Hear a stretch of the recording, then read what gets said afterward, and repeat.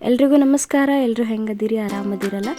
ಇವತ್ತಿನ ಈ ವಿಡಿಯೋದಾಗ ನಾವು ಎಲ್ಲರ ಮನೆಯಾಗೂ ಮಾಡುವಂಥ ಸಿಂಪಲ್ ಮುಳುಗಾಯಿ ಪಲ್ಯ ಹೆಂಗೆ ಮಾಡೋದು ಅಂತ ನೋಡೋಣ ಬರ್ರಿ.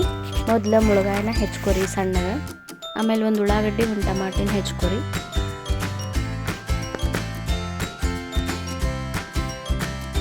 ಒಂದು ಪ್ಯಾನ್ಗೆ ಒಂದು ಸ್ವಲ್ಪ ಎಣ್ಣೆ, ಉಳ್ಳಾಗಡ್ಡಿ ಹಾಕಿ ಒಂದು ಸ್ವಲ್ಪ ಅದು ಹಸಿ ವಾಸನೆ ಆಗೋವರೆಗೂ ಫ್ರೈ ಮಾಡ್ಕೊರಿ.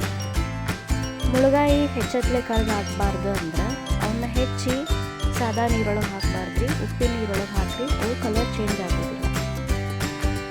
ಈಗ ಟಮಾಟಿ ಹಾಕಿ ಫ್ರೈ ಮಾಡ್ಕೊರಿ. ಅಂದರೆ ಒಂದು ಸ್ವಲ್ಪ ಕೈ ಆಡಿಸ್ಕೊಂಡು ಅದು ಸ್ವಲ್ಪ ನೀರು ಬಿಡೋವರೆಗೂ. ಆಮೇಲೆ ಹಸಿಕಾಯಿ ಪೇಸ್ಟ್ ಹಾಕಿ ಅದನ್ನು ಕೈ ಆಡಿಸ್ಕೊರಿ. ಆಮೇಲೆ ಒಂದು ಸ್ವಲ್ಪ ಉಪ್ಪು, ಒಂದು ಸ್ವಲ್ಪ ಅರಿಶಿನ ಪುಡಿ, ಆಮೇಲೆ ನಮ್ಮ ಕಡೆ ಫೇಮಸ್ ಉತ್ತರ ಕರ್ನಾಟಕದ ಕಡೆ ಉರಳ್ ಪುಡಿ ಫೇಮಸ್ ರೀ, ಅದನ್ನು ಹಾಕಿ. ಇದನ್ನು ಹಾಕಿದ್ರೆ ಪಲ್ಯ ಟೇಸ್ಟ್ ಚೇಂಜ್ ಆಕೈತಿ. ಇದಂದ್ರೂ ಎಲ್ಲ ವೆಜಿಟೇಬಲ್ ಪಲ್ಯಗಂತೂ ಇದು ಇರಲೇಬೇಕು, ಮಸ್ತ್ ಟೇಸ್ಟ್ ಕೊಡ್ತೈತಿ. ಈಗ ಒಂದು ಸ್ವಲ್ಪ ನೀರು ಹಾಕಿ ಕುದಾಕಿಡ್ರಿ.